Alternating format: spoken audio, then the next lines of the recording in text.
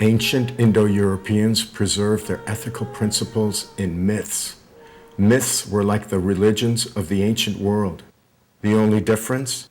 The ancient world never forgot that they were just myths. The three world monotheisms of today, Judaism, Christianity, and Islam, that have conquered the world, have conquered it with an idea that is quite extraordinary, and that is that we should not look at the stories of the religion as parables or as myths or as metaphors, but historical occurrences. You cannot be a true Christian unless you actually believe that Jesus rose from the dead. Or even in the Old Testament, so many of these stories, which we now know from archaeological examination, don't actually hold water. King Solomon did not have an empire that stretched from the Mediterranean to the Euphrates. Or equally, we have to believe of the Prophet Muhammad that he received visitations from the angel Gabriel who dictated the Quran. And if you don't believe that, you cannot be a Muslim.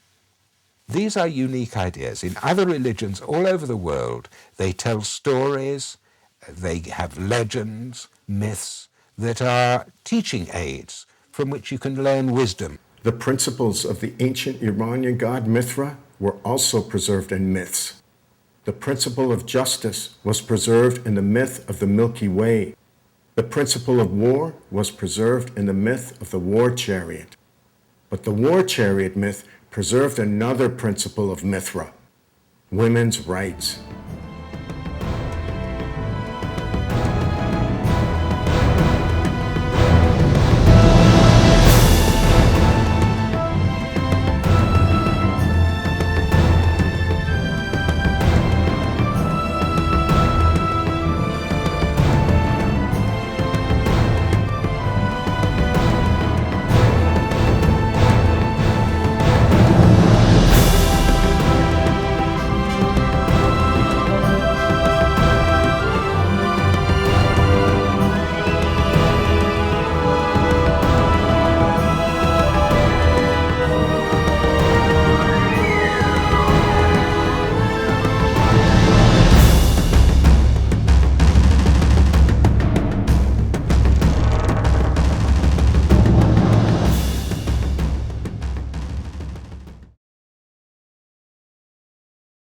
Few people in history have been better known for their women's rights than the Iranians. Women have always played a large role in Iranian society. Women were, first of all, not excluded, but more importantly than that, they were actually honored as, for example, warriors. The first archaeological evidence of powerful women comes from a culture known as Abashevo, just north of the Samar River in today's Russia, that dates back to 2300 BCE. Women in Abashevo culture clearly did. They were buried with very distinctive ornaments that were probably suspended from a headband. Given the position at the front of the face and the top of the head, they probably do indicate high status for those women. And they really are unique to this one archaeological culture. Abashevo happens to be the parent culture of Potapovka and Sintashta, the two most powerful warrior cultures on the steppes of Eurasia.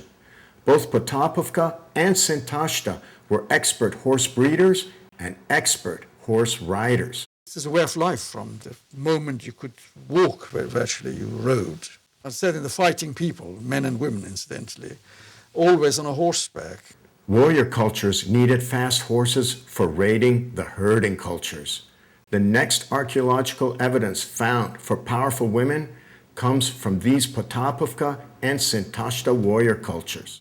There's a particular kind of long dangly earring that you find with Potapovka Sintashta, and it does appear to be an indicator of some kind of exceptional status or wealth. And it's carried forward actually into Andronovo and Srubnaya, the same kind of earring. It's carried forward into Srubnaya because Srubnaya was a herding culture that was taken over by Potapovka warriors.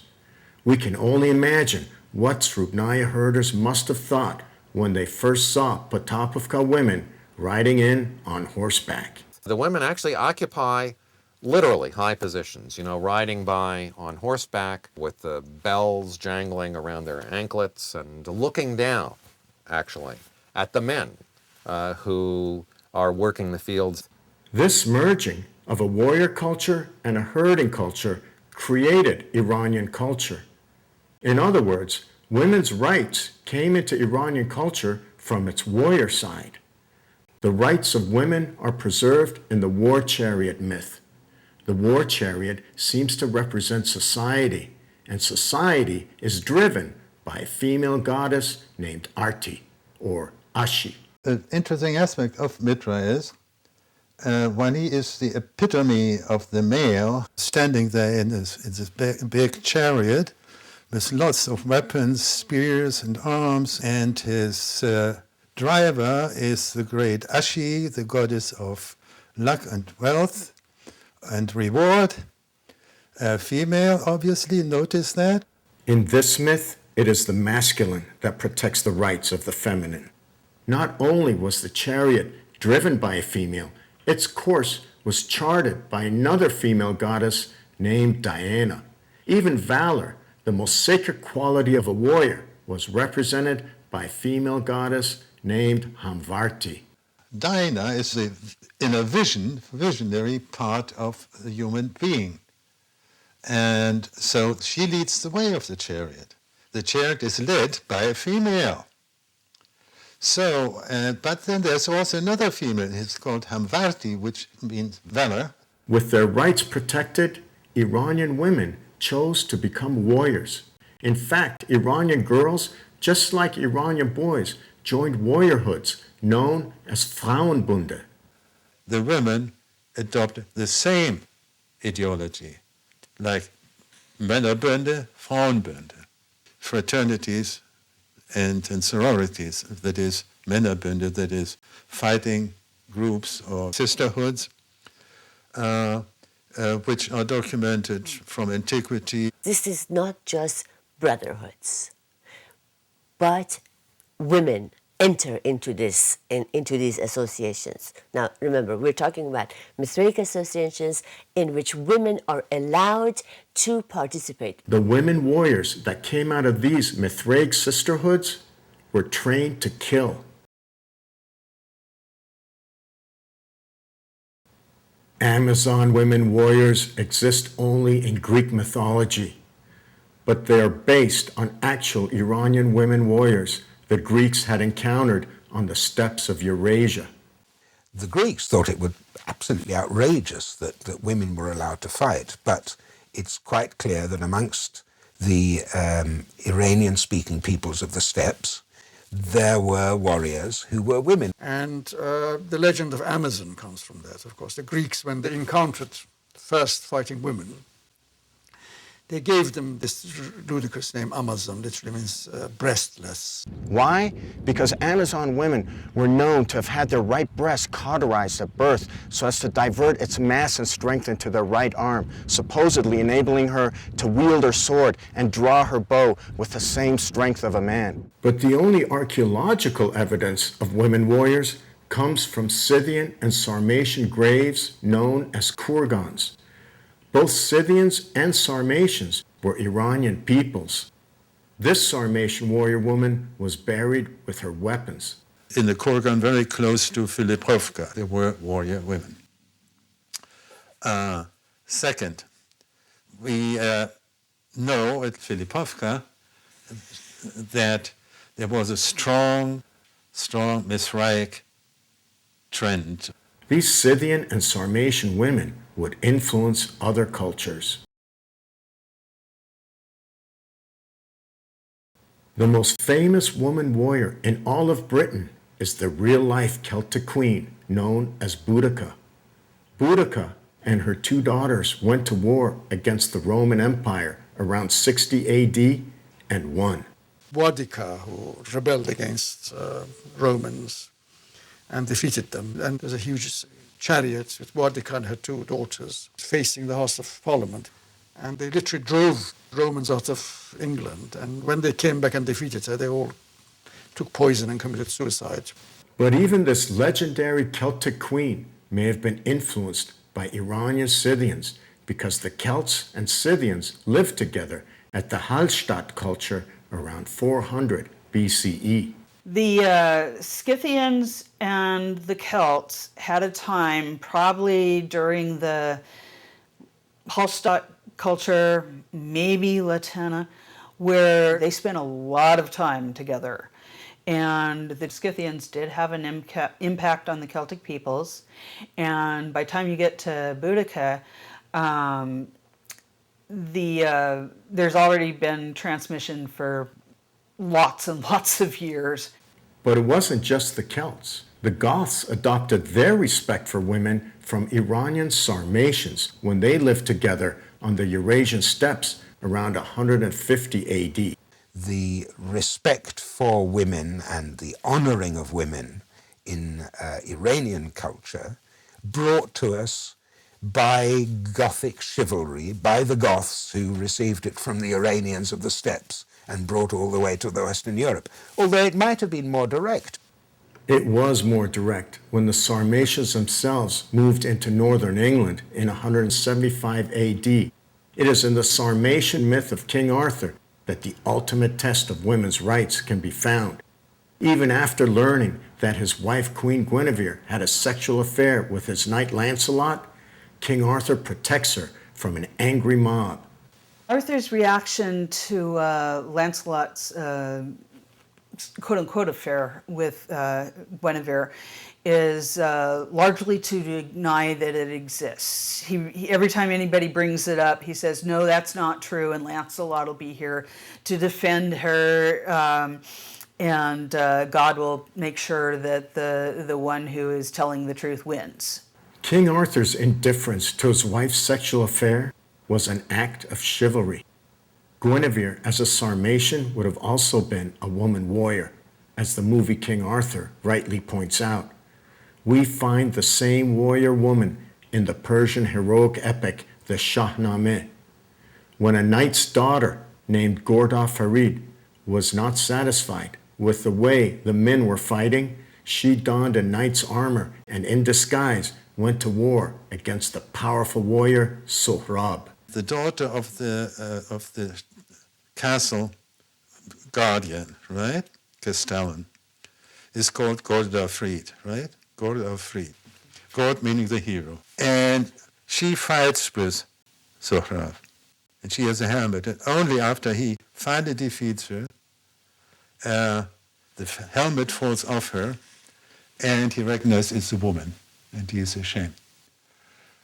That is the only reference in the most famous document of Persian literature in the Shahnameh that there were warrior women. In the Persian Empire of the Achaemenids, women enjoyed not only equal rights, they enjoyed special rights. According to these ancient tablets, known as the Persepolis fortification tablets, women received wages equal to men.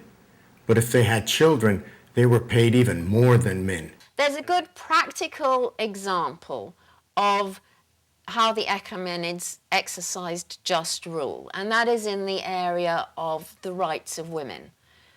We know that women of the nobility and the royal household could own land. We know that there were women who led work crews. We know from the Persepolis fortification tablets that women were paid equal rations to men, and if they'd had a child, they were paid even more. And when we compare that, which was 2,500 years ago, with the situation today, we can say, yes, that really was an example of an egalitarian society. But the lives of women changed forever when the Persian Empire was conquered by Muslim Arabs in 636 AD.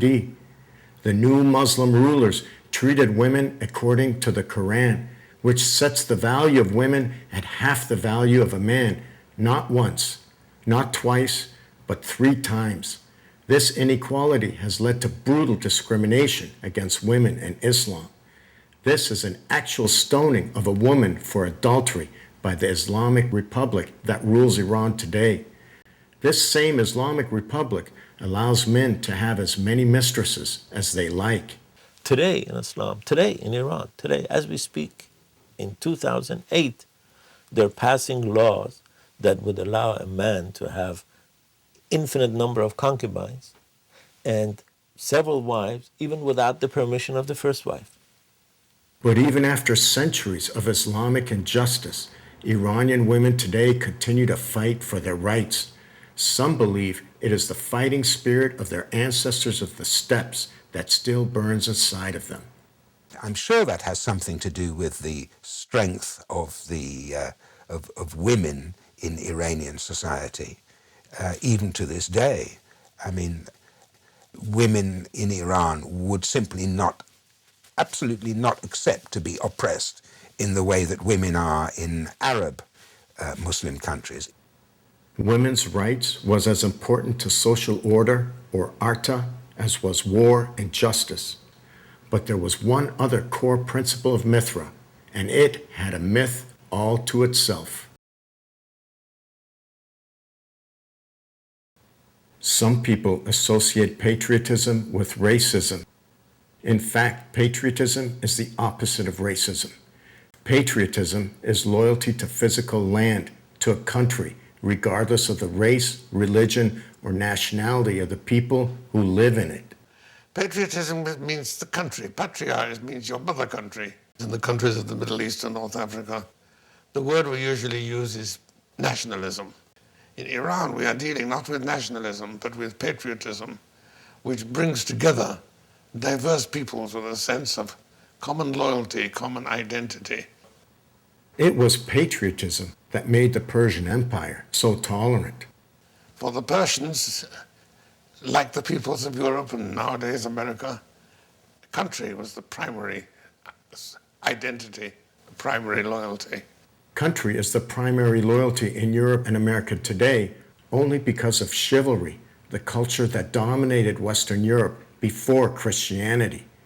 Western chivalry comes from the same source as the Persian culture known as Pahlavani or Javanmardi, the Iranians of the Eurasian steppe. The Iranians, because they had control of the steppe land, the great highway across the old world, were far, far more important in the creation of European culture than has ever been given credit. And I think that that is the next great task for cultural historians. This Iranian origin is the reason both Persian patriotism and European patriotism carry the signature hallmark of the god Mithra. Only Mithra attaches physical land to a king. In other words, loyalty to the land meant loyalty to the king. In fact, if the subjects betray a just king, Mithra punishes the land. The subjects who broke their contracts in being disloyal to the king, who, there's an important proviso there, right? That the king ought to have been a virtuous king and ought to have had a rule of justice. And then you break your contract and you rebel against this king, then the land's dry, right? Drought appears. Iranian patriotism was preserved in the myth of the great hero Thraetaona. Heroes were used to communicate the will of the gods to humans. That's because heroes were greater than humans, but they were still not gods. Is a hero a god? Not quite. Is a hero an ordinary mortal? Not quite. Something in between. Every Indo-European tribe was defined by a god and a hero. The Greeks were defined by their god Zeus and his hero Heracles. The Celts were defined by their god Lugh and his hero Cuchulainn. The Indic people were defined by their god Indra and his hero Trita. And the Iranian people were defined by their god Mithra and his hero Thraetaona. It's Thraetaona. The AO doesn't mean AO. In Avestan, it's pronounced Ao. He's a dragon killer, great fighter. Fereydun, as some people like to say, is the later form of that same figure. Thraetaona, or Fereydun, was the earthly representation of Mithra. In this primordial Iranian king, all the attributes of Mithra coalesce. Thraetaona, or Fereydun, was the first hero to be loyal to a country because he was the first hero to have a country. His country was Ariana Vayeja, which literally means the Aryan expanse. But Thraetaona's beloved Ariana Vayeja had been taken over by a cattle-raiding serpent named Ajidahaka, which literally means the serpent outsider. Aspects of the myth of Ajidahaka are found also in the Rig Veda, where, as a matter of fact, the word ahi, meaning serpent or dragon, is found in context similar to we find for Ajidahaka. And the word Dahaka represents the outsider, the non-Aryan, if you will. Non-Aryan, non-Iranian. Ajidahaka is the same serpent that is called Zahak in the Persian national epic, the Shahnameh. Ajidahaka, or Zahak, had brought 1,000 years of injustice and disorder to Ariana Vayeja. But now, at the young age of 16, Thraetaona was ready to go to war against the powerful serpent. Ajidahaka was so powerful, he had killed Thraetaona's father, the great warrior Thraeta. But Thraetaona, or Fereydun, had a weapon that his father did not. He had Mithra as a war god. So when Fereydun is beginning to sort of start his onslaught as on the forces of darkness, it is as a representative of Mithra, if you will, with the aid of Mithra, right, that he comes to this struggle against Zahak, sort of this primordial sort of representative of darkness, right, in the Iranian tradition.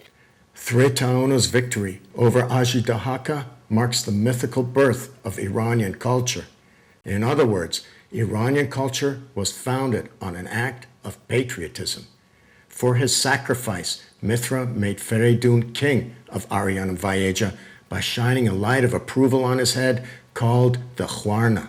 So he wins the fight, right? And then once he assumes his kingship, right, then the realm is prosperous, right? Why is it prosperous? Because Fereydun it has divine grace, divine Khwarna. Mithra has given it to him. So Mithra is also a god that gives legitimacy to kingship. Thraetaona was the first mythical king to owe his subjects obligations.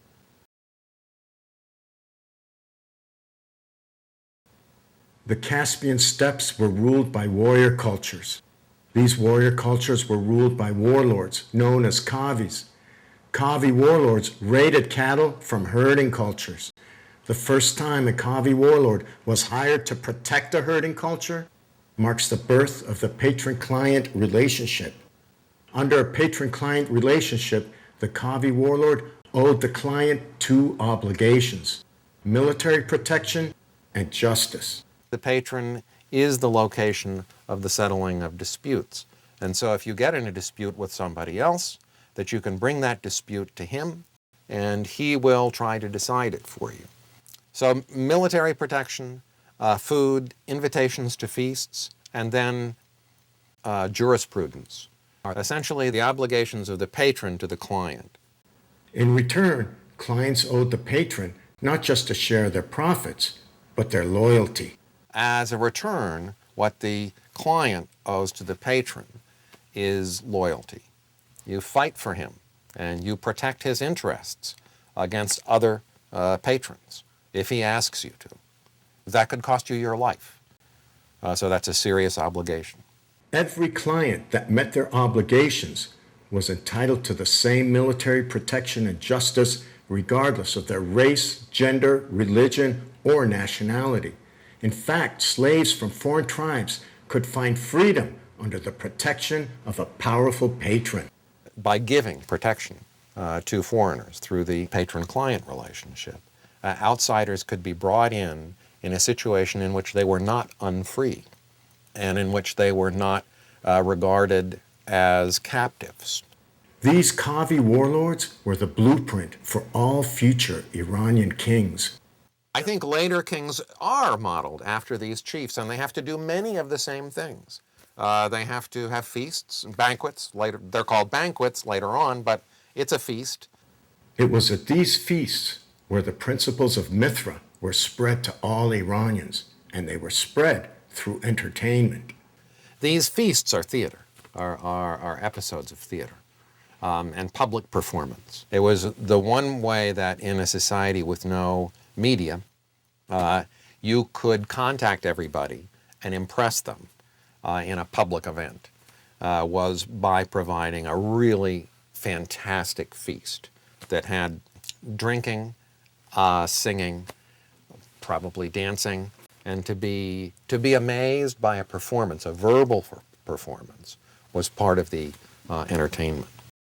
The performance that every Iranian had come to see was the battle between their hero Thraetaona and the serpent Ajidahaka.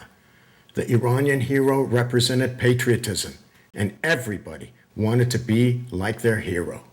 It is the heroes that are enunciating these ethical principles, right? Of course, if you're a king, you want to become heroic, and if you're a beggar, you want to become heroic. So these are values that permeates, right, in various sectors of society. The hero Thraetaona, or Fereydun, was so popular he dominated Iranian storytelling for over 2,000 years. There's little doubt that Cyrus the Great was raised on the myth of Thraetaona, or Fereydun.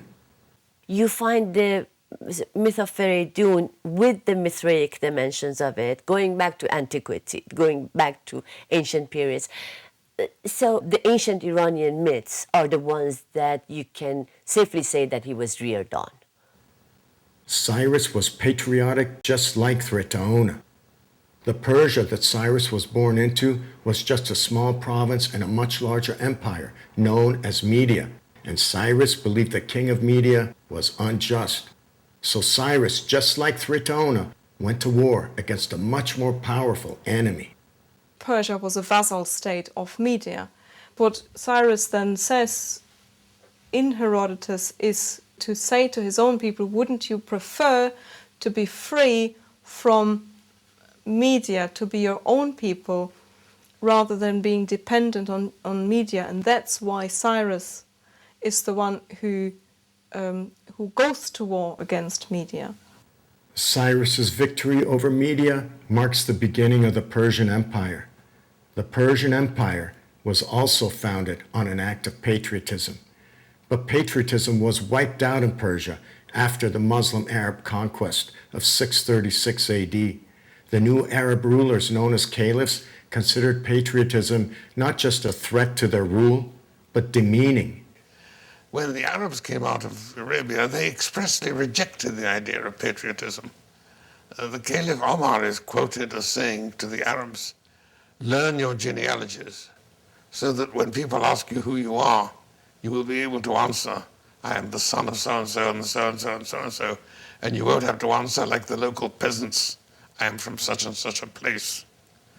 I mean, they regarded identity by place as demeaning. Today's Islamic rulers of Iran, just like their Arab predecessors, are loyal only to their religion. Identity defines loyalty. If you identify yourself primarily by your religion, then a person of the same religion 1,000 miles away is closer to you than your next door neighbor of a different religion. Look at the billions of dollars they have spent in Lebanon, in Gaza. This regime that in order to get an ideological point across is willing to spend this kind of a money. It's not a regime that thinks about the interest of the nation. Justice, war, women's rights, and patriotism were the four pillars of Mithra, were the four pillars of Western chivalry, were the four pillars of Persian Javanmardi, and were the four pillars that Cyrus knew as Arya, or noble. But Mithra was not the only god that shaped Cyrus's culture.